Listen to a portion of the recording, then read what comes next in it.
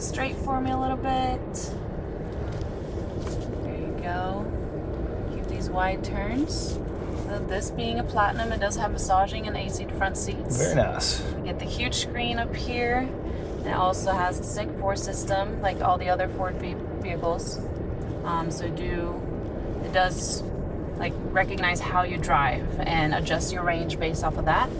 This is an extended range battery, so you get 320 miles to the charge. It's quite the beast. It being extended range has 563 horsepower and 775 foot-pounds of torque. You keep straight. There you go, you're clear. That's the main thing. People are a little close sometimes. Yeah. But yeah, no, it's a pretty comfortable big truck. We get to do more than one lap, Yes, or you can do a second lap if you want. On here, as you can see, we have a bunch of different camera views. They do shut off at a certain speed.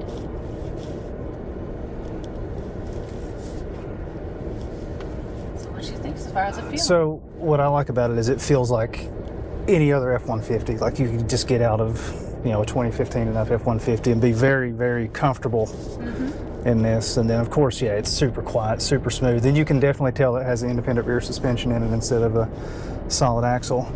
But the thing I like about it is, like going through that little bump there, I feel like the regular F-150, it unsettles a little more. Well, it unsettles it, but they've tuned the regular F-150 so soft. Like this has just a little bit more firm feel to it, so it feels more substantial. Yes. So I like that. And your center of gravity is lower with the batteries and everything, so it literally just sits and goes. You'll see that once we swap over here and you get to go for a launch. Yeah, so you have any idea what the curb weight is? Not sure. I think the extended range battery, they are about 6,900 pounds. That's what I was thinking. It's right at 7,000 pounds. It does a 0 to 60 in the low 4-second range, so between 4 and 4.5. And with that 775 foot-pounds of torque, it goes. Oh yeah, for sure. It's so good. Yeah, this is really nice. And like I said, I think my favorite part about it is it's just like any other F-150. Except for, of course, the larger screen and all that. It's one of my favorites. It's the bed view. And they have hitch view, 360 front, rear view. So that bed view is one of my favorite features on Super Duty because I tow a gooseneck trailer, so I can just back right to it. Everything's good. I can back right to it to hook the ball up. You're going to pull up one more spot here, and then I think that we can swap. You want to stay in the shade? Let's stay in the shade. Are you ready to feel the power of electric? Oh yeah. Awesome. We're going to pull up to our launch area here instead of that slalom course you just did. And I'll be backing it all the way up. Here we can see that 360 view again. Backup camera. It also does have backup assist, so if you come in too hot, it will brake for you and so forth. Traction control on or off? So I think it's on, but I did put it in sport mode. Are you ready? Oh yeah.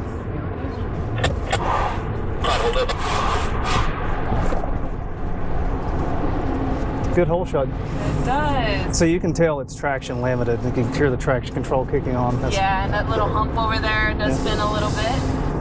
You do have the option to lock your differential if you want to, or for off-road purposes or towing purposes. I was wondering, is this just a rear locking differential or front and rear? I believe it is the rear. Okay. If you put the info buttons here, it will tell you the information on each setting. Cool.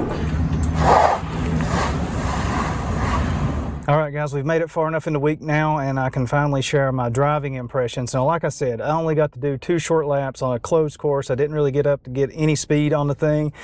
So really, it's like tooling around in the parking lot. So it's not a fair driving test, but I can share a few just features that I saw in it and that I really liked. So for one thing, it's super, super quiet, and you're just going to have to get used to that. I mean, it is dead quiet in here. Ford really paid a lot of attention to sound deadening and everything.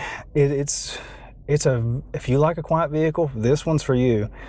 Handling wise, you can tell Ford spent a lot of time on the suspension. I did get to do a little bit of wiggling back and forth, things like that, to sort of get an idea of how the steering feels and everything. It's spot on.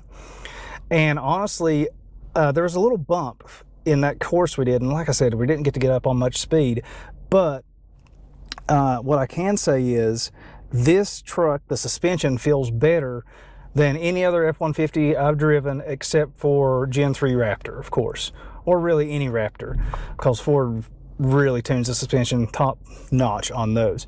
But as far as your other F-150 models, I've complained since the 2015s came out that Ford just keeps making it softer and softer and softer. And I get it, they want to make it more comfortable for a wider range of people, but I like a truck to sort of feel like a truck. And this one does, much more so than any model of F-150 I've driven, except say for the Raptor. A lot of that has to do with the weight of it. This thing is almost 7,000 pounds. I think it's 6,900 pounds. So it feels substantial when you're driving it. That being said, it doesn't feel super heavy, but it definitely feels heavier than a regular run-of-the-mill F-150. I'd really like to get this thing out on some twisties and see if throwing it around, you feel that extra mass and that inertia trying to drag you off the road and stuff. Because you get a little bit of that in Mach-E because it's a 5,000 pound vehicle on fairly narrow tires. This actually has good sized tires on it. Launch-wise, they didn't let us do this. We had a professional driver in there with us, driving us.